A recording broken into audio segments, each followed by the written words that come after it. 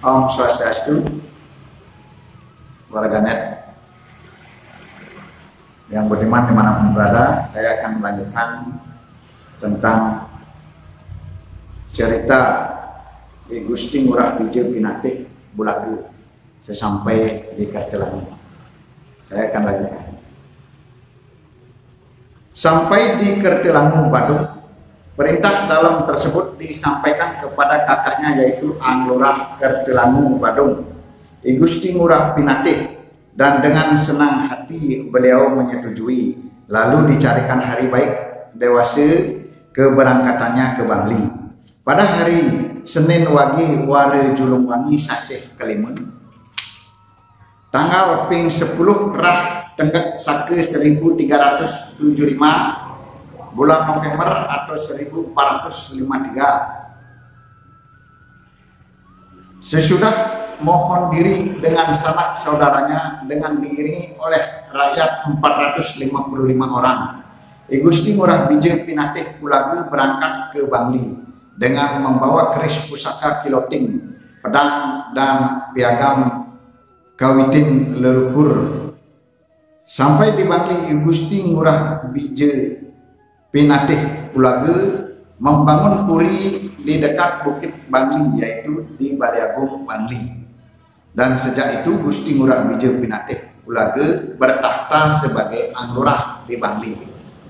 Demikian asal mula diangkatnya I Gusti Ngurah Bijil Pinatih Bulagu keturunan Ari Wambang Pinatih sebagai Anglurah di Bangli atas permintaan Bandese Baliagung bersama Pasak Selagi dan Pasak Air Selam. Kembali diceritakan halnya Ki Dukuh Pang Sakti di desa Pang Badung. Beliau berputra 3 orang laki perempuan. Yang sulung bernama Wayan Pasak Sading, yang kedua bernama Made Pasak Pang, dan yang bungsu perempuan bernama Loh Pasak Sading.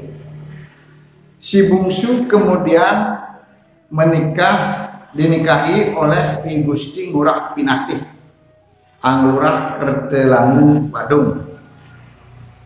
Sesudah lanjut usia, Ki Dukuh Pang Sakti sudah merasa ajalnya segera menjemput. Pada suatu hari Ki Dukuh Pang Sakti datang menemui menantunya, memaklumkan bahwa ajalnya sudah dekat dan mohon diri untuk kembali ke alam baka. Beliau memilih hari baik, yaitu pada hari Senin Manis Ware Tolu bertepatan dengan Purnamaning Kapat. Sebagai tanda mata, Ki Dukuh Pang Sakti menyerahkan sebentuk cincin kepada menantunya I Gusti Ngurah Pinatih. Rupanya I Gusti Ngurah Pinatih kurang percaya dengan apa yang disampaikan oleh mertuanya.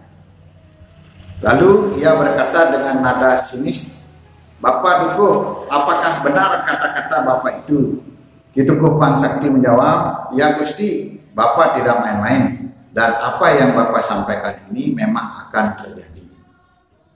I Gusti Ngurah Pinatih berkata lagi, "Bila apa yang Bapak Dukuh katakan itu menjadi kenyataan, saya bersedia pindah dari sini dan rela meninggalkan Puri Kartelangu."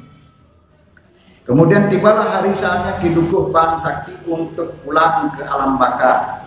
Banyak tamu datang ke Pasraman, baik keluarga maupun undangan lainnya, termasuk utusan dari I Gusti Ngurah Pinatih. Oleh I Gusti Ngurah Pinatih kepada utusan ini dipesankan, kalau tidak benar seperti kata Ki Dukuh Pang Sakti, yaitu bahwa ia akan meninggal dunia dengan jalan moksa tanpa jenazah, supaya jenazahnya dihancurkan dengan tongkat yang dibawa oleh utusan tersebut.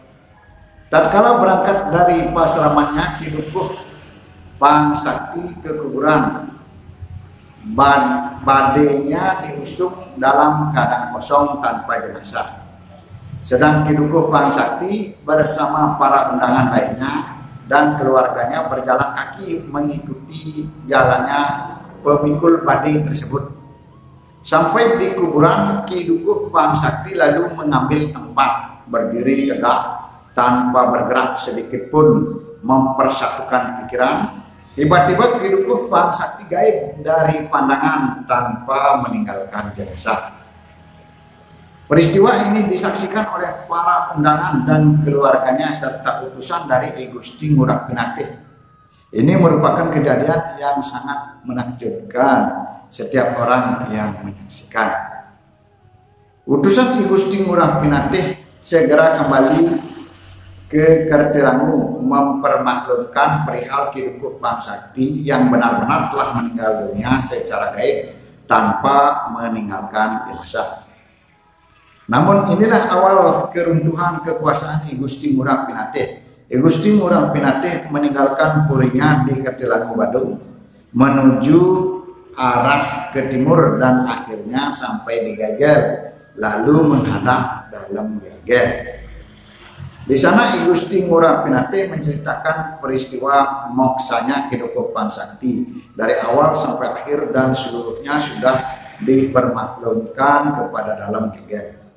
Dalam merasa prihatin dan kasihan terhadap nasib I Gusti Ngurah Pinatih dan oleh karena di Geger sudah tidak ada tempat lagi, maka I Gusti Ngurah Pinatih ditempatkan di suatu tempat yang sudah penuh sesak penghuninya. Di sana I Gusti Ngurah Pinatih nyusulang atau menyisipkan diri dan kemudian tempat itu disebut Desa Sulang. Kemudian di sana I Gusti Ngurah Pinatih membangun rumah tempat tinggal dan pamerajang sebagai tempat suci untuk memuliakan dan memuja arwah suci para leluhurnya. Pamerajang itu disebut Pamerajang Agung Sulang. Dan sejak itu I Gusti Ngurah Pinatih dikenal dengan sebutan I Gusti Ngurah Sulang. Nah, begitu dulu. Nanti saya akan lanjutkan kembali tentang praktis sentana dari Kidukuh Pang Sakti dari istrinya yang lain. Banyak istri. Nah, terima kasih.